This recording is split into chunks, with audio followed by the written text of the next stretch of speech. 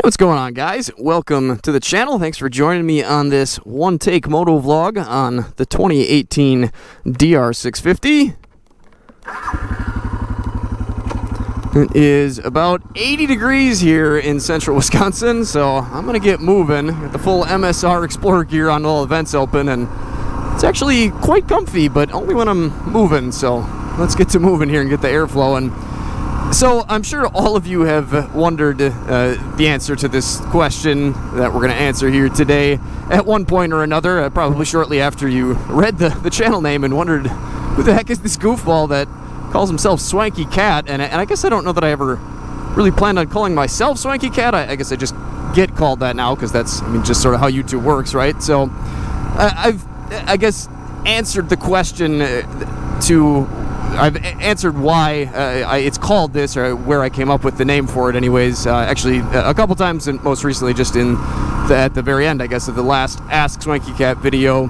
So if you guys saw that, you already sort of know the very short story, but today I decided I would go out for a nice long ride on this beautiful July day, end of July, and sort of explain how all of this got started and how I ended up sort of where I'm at today, and of course where I came up with the name. And I think as you hear the whole story, it'll maybe make a little bit more sense. You'll realize how much of a goofball I really am, and maybe it'll all make a bit more sense. So I grew up not too far from here, actually, about 20 minutes that way, I think, something like that, 25. And basically grew up kind of in the suburbs. My dad, Jerry, who you guys know, if you've watched even a couple of videos on the channel, I'm sure you've seen him. He rode motorcycles my entire life, and I think most of his, honestly. But back in the day when he was growing up and learning to ride, he could basically just go anywhere he wanted. The little farmhouse that he grew up in basically had nothing but fields around it when they moved there, and now, I mean, just an entire city has sort of popped up all around my grandma's house that she's still in today. So as the off-road riding spots dwindled, he pretty much just went to all street bikes, and that's all I ever saw him on and ever really knew or ever had, in my garage when I was a kid. So I was always interested, I guess, just because of the stories he told from dirt biking and seeing motocross bikes on TV. I really wanted that, but being sort of, I guess, middle class or lower middle class, maybe you'd call it. At least that's how my parents spent their money, because they came up with basically nothing. Both of them did. And I mean, my grandparents worked really hard, I think, to make sure that they provided for their families. And I think that's probably why my parents live the way that they do, and partially why I live the way that I do, which is very conservatively as far as money goes. So we didn't have a cabin or land or anything like that, even though I'm sure we could have taken a loan and made it work to afford one. Hi. But that's just not how things went. And I mean, I had a great childhood. My parents, I mean, you guys know my dad. Both my parents are great. My mom's amazing.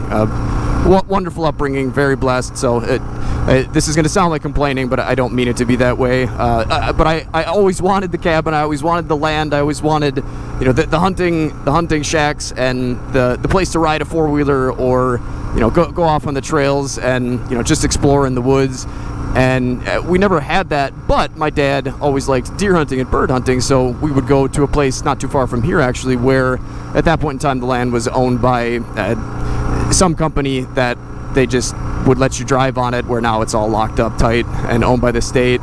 But I learned to drive my dad's 2000 four-wheel drive Ranger on those trails when we were bird hunting, and oh man, it lit a fire under me that, I mean, has carried me through to basically what you guys have been seeing today. I just thought that was the coolest thing, that you could get in this vehicle, put it in four-wheel drive, and drive not on the paved roads that I had been on since I was little, but just in these messy, hairy trails with sticks and logs and mud. And I loved the smell of the woods just in general, and how pretty it was, and just how amazing being back in there was. I mean, you just, even on a trail like this, and when we just, see that truck go past, so you're out a ways. This is certainly not downtown Wausau, but being on a 2-track trail, it was just like you disappeared from the world, and you were in an entirely different world all its own. And I mean, that just stuck with me like you wouldn't believe. I mean, I guess maybe you would, because now you see that's basically all I do, and what I've sort of always geared this channel towards is off-road type stuff, because I loved it so much.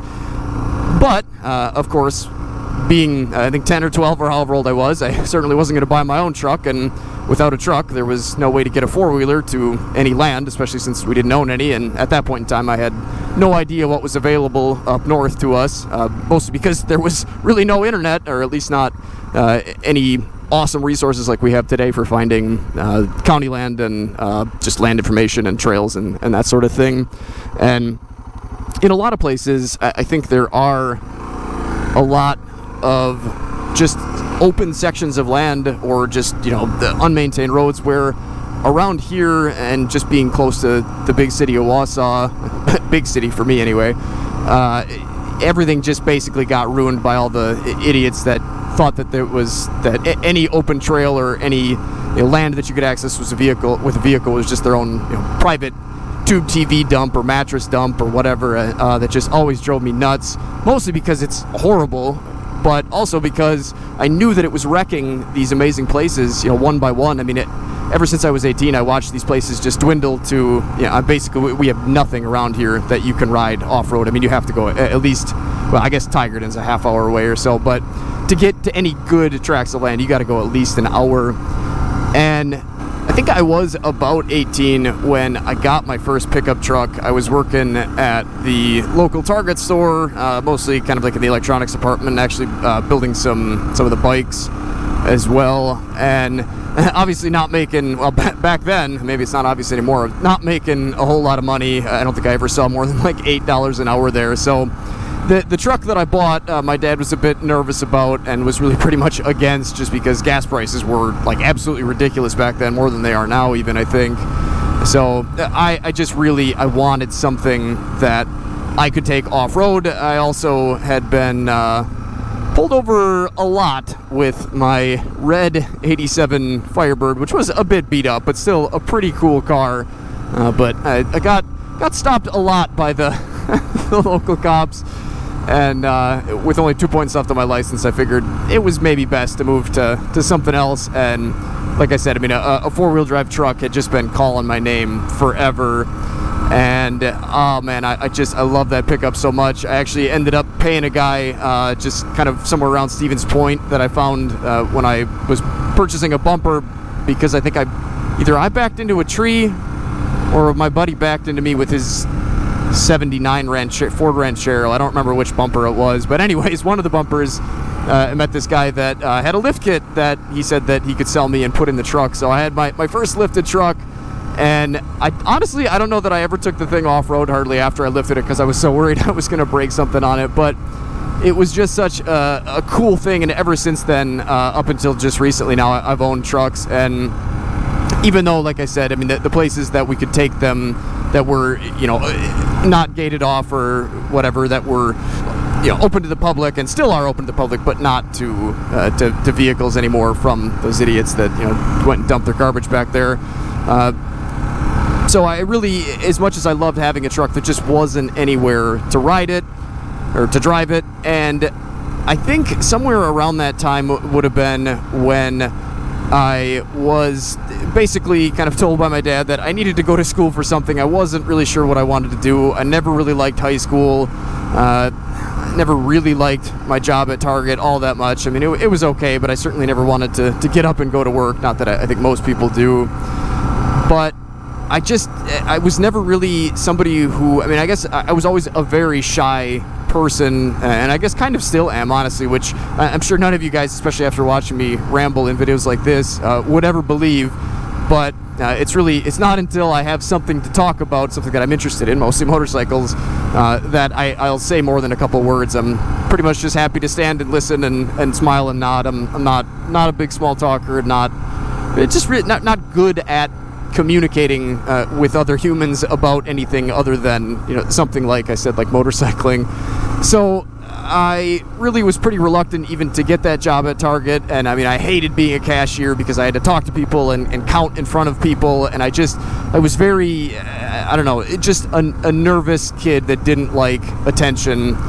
And I mean, I'm still that way, honestly, which is, you know, obviously, again, odd, but I could just talk to you guys and talk to the camera, and there's no, you know, other than these one-take vlogs, I can, you know, cut stuff out if I need to, if I fumble my words or forget what I'm saying, which I actually have added a cut in here already, so it's not technically a one-take motovlog anymore, but close enough anyways. The whole point is that I can actually get some videos out to you guys rather than spending hours and hours editing on the higher production value ones. So anyway, decided to kind of follow my dad's footsteps, since as much as I loved the shop classes that I was in, he seemed to think that going to school for mechanical design like he did was something that if you didn't know what you wanted to do, and you know, you were good at mechanical things like I was. I mean, I had always loved turning wrenches with my grandparents on bicycles that we'd get at garage sales. I loved old Schwinn bikes and kind of fixing them up and piecing things together. You guys may have seen the couple of bikes that I've still kind of hung on to, the custom pedal bikes that I built when I was like 13, 14, 15 maybe. So I always wanted to do kind of something mechanical oriented, and I figured, yeah, this seems like, you know, it could make some good money. It's not a 4-year degree. I don't have to go to a big school or anything. I can just, you know, get 2 more years in an institution like I've been stuck at for the last 12 or 13, and then, you know, just be done and make some money and kind of hopefully do whatever I want. So I did that until I think my last semester, and then while I was in my last semester, I got hired onto a company that I worked at for 12 years and just left before I did this. That was just an absolutely great company to work for, and all the people, all my bosses there were just nothing but great. Awesome place to work. Great company. Started off not making great money, but left, I mean, making, with benefits, more than double what I'm making now. So if that's any indication of how much I love doing this, I guess, or if that's not an indication of it, I don't know what is. Quite the pay decrease in moving to this, but man, like I've told you guys already, I mean, I can't be happier with where I'm at now. So in that job, I definitely learned a lot, and as the years went on and I was making a bit more money, I was able to afford things like my first four-wheeler. And back then I was still living at my parents', and I had just met my wife, whose family had a four-wheeler and some land. So with that development, and with my buddy John buying a three-wheeler to ride around at his ice shack in the wintertime, I decided that I was going to try to push my dad to let me have a four-wheeler sitting out in his backyard. So I got my first one, blew that up, rebuilt it, blew it up again, sold it, and then decided two-strokes weren't for me. So then I bought my second one and a third one for my wife to ride, and we spent every hour I could convince her anyways to go up to Harrison Hills, and we just loved that so much. And I was definitely happy doing that, but also sort of wishing that I didn't have to have a truck and a trailer to get there. I wanted something more, and I don't really know where I stumbled upon it. I mean, I'd always remembered that my dad had Enduros back in the day, but it just never dawned on me until I got really sick of riding my sport bikes around all the time with kind of a bad back from a snowboarding injury, that I don't know, started to look into dual sport motorcycles, and I actually purchased, researched and then purchased this bike's little brother, the DR650. And right about that time is when I realized that this motovlogging was a thing that people did. I found Jake the Garden Snake when I was doing research on DR650s, and I just thought it was the coolest, funniest thing. I loved him so much. I loved everything about his videos, how funny they were. I kind of saw or wanted to see myself in him a bit, with the sort of oddball humor and, you know, funny things that he put into his videos and said and did. I just felt like that was me. I was never in the popular group at school, never wanted to be, was never really much of a follower of anything. I kind of always did my own thing, but kind of bounced around to a couple different groups, was hanging out with skateboard guys for a long time, and honestly wish that now I would have stayed with that group.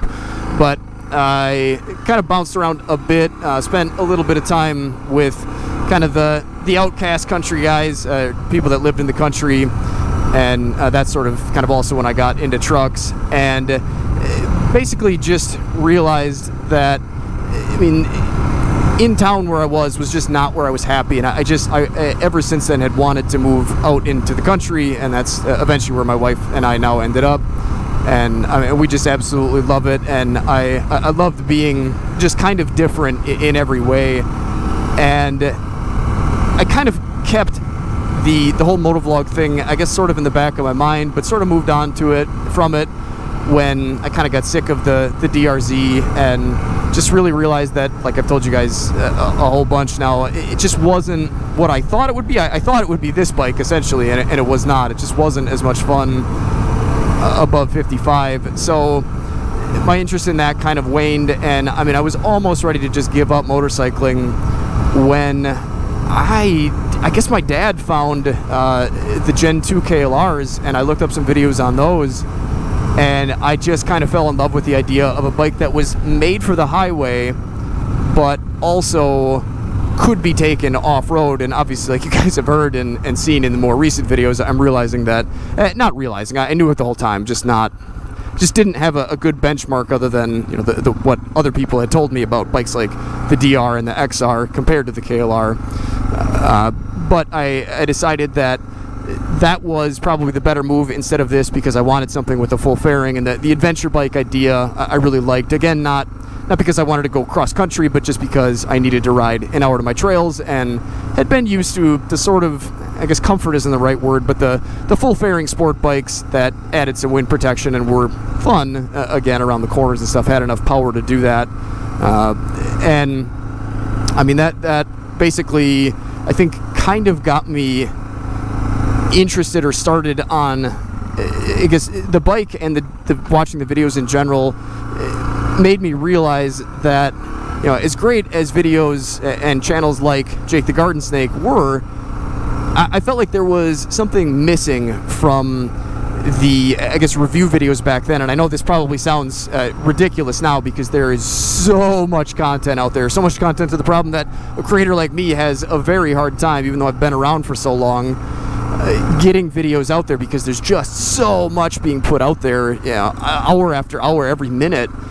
And so this is kind of weird to talk about it in this way, but I was interested in the KLR, wanted to know how it compared to my DRZ, but everything I found basically just said the KLR is slow, the KLR is too big, it's too heavy, it's not any good. But I wanted to know, is that really true, or can I ride it? You know, can it be what I'm looking for, or will it be what I'm looking for, and how far can it be pushed off-road? And I mean, the rest of that is sort of just kind of history now, but I just decided that if nobody else is making those videos, I might as well start going out and making videos and riding, because I mean, I had always liked making videos. It never really about anything. I had actually created, and now we'll get to the actual Swanky Cat part of this, I had actually created a YouTube channel probably 4 months before I ever even laid eyes on a KLR, I think. Definitely before I bought one. And I basically, at that point in time, had not been watching really much motorcycle content at all. I was watching a guy by the name of Outlaw. Well, that's not his name, it's his YouTube channel name, who doesn't even make content anymore, but he was kind of about trucks and you know, the outdoors and that sort of thing. And I just really thought that was cool. I really thought it was neat what he was doing. And, you know, as much as, you know, I did have friends that liked to go and do things, you know, once in a while, nobody ever really wanted to ride off-road as much as I did, so I didn't really get out and do much. I never liked going to bars, so I didn't really have, you know, a group of friends to go out and do things with. I guess I would say, probably kind of a lonely guy. And of course I have my wife, who's really just kind of always been my best friend ever since we met.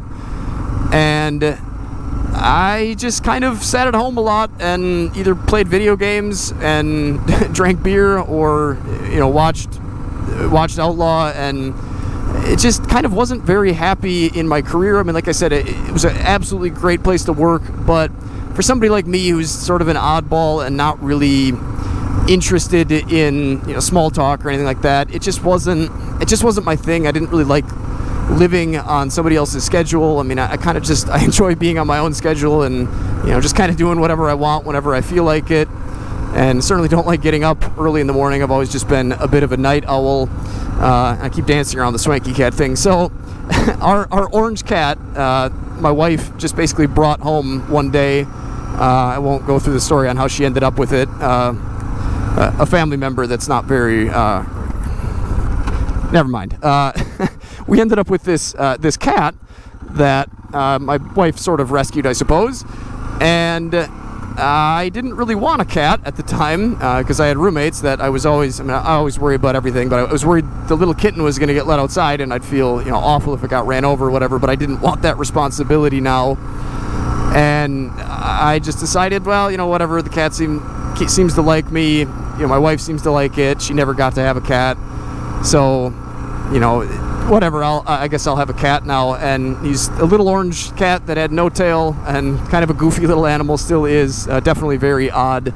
And I don't honestly know where I got Swanky from. I mean, I guess I sort of always knew the word. I don't know that I actually even really knew what it meant. I mean, I suppose I sort of did, but at that point in time, I was in one of my phases where my wife and I would both talk in a kind of a pseudo-Southern accent, which can kind of still be seen on the older videos today. And for some reason, I picked up this word swanky, and I was everything was swanky. And my weird orange cat that would lay down and drink water, I decided was a swanky cat.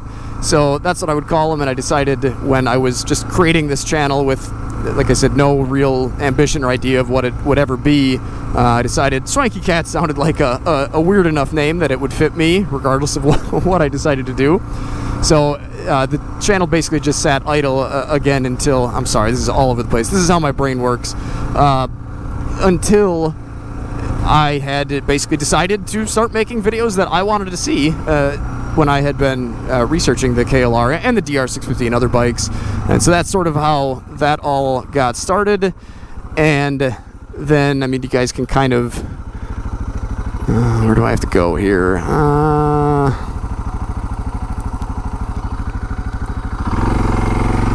You can kind of see the progression of what happened since then. If you just look back, you know, even just in the last year, essentially I moved up the ladder at my engineering job, actually got the biggest raise of my career, and then a couple months later, was sitting there one day, had been working from home a bit, kind of on and off, and with the expectation of probably having to go back into the office sometime, but had really been enjoying being at home with my wife and my kids. And we had talked about it a few times, and I looked at my wife one day and said, I think I'm gonna do that freelance design stuff that we talked about a while ago. I had heard about an opportunity where there was a company looking for somebody to do work for them, but not work for them, if that makes sense. And that's what freelance is, essentially. So I knew that would give me the ability to have more free time since we had just had our second kid, and I was basically not able to work on channel stuff at all. I mean, the only free time I had was after the kids went to bed, and by then, I mean, I was so drained that, I mean, it wasn't even hardly worth making videos anymore. And so I decided to go for it, and I spent so much time because I'm either all in or all out, and I spent so much time and effort trying to make sure that side of things, that income was viable. And I think I kind of get a lot of that from my parents, just, you know, making sure that we're taken care of, or my kids are taken care of, which is a good thing to an extent. You obviously still have to be able to enjoy your life, and I really just kind of hadn't been, mostly because I sort of saw YouTube as kind of a light at the end of the tunnel, and something that, I mean, I just never thought would be possible. I always loved making videos. I always loved riding motorcycles. I always loved putting together, building trucks and, you know, bicycles, and, you know, sort of started to get into building dual sport motorcycles, and just realized, you know, all of these things that I love, that I'm very passionate about, and, I mean, fairly good at, good enough anyways, I guess, could actually be a job. And when I realized that, I mean, it just made going to work for somebody else so difficult. Not because it wasn't a good job, not because I didn't like the people that I worked with. I mean, like I said, the money was great, the people were great, the job was great, but it's just not what I saw myself doing or what I wanted to do. I knew that there was something more that I wanted to do. And I mean, it's just kind of amazing how, looking back, all of those pieces sort of fit together to put me where I'm at today. And I mean, I like to think that I'm still, a bit different and a bit of an oddball among, the people that are making videos like this, or at least I try to showcase that, because I think it's important that we are all different. I think the differences are what make people, who they are, and what make people and things interesting. And I think it's great that, I've got all you guys to talk to that sort of share my interests in the sort of oddball thing we call dual sport motorcycle riding. We're gonna test out those DR brakes and the D Sports. And I mean, that in and of itself, I think is just so cool and just fits me, and I just could not be any happier with how life has turned out.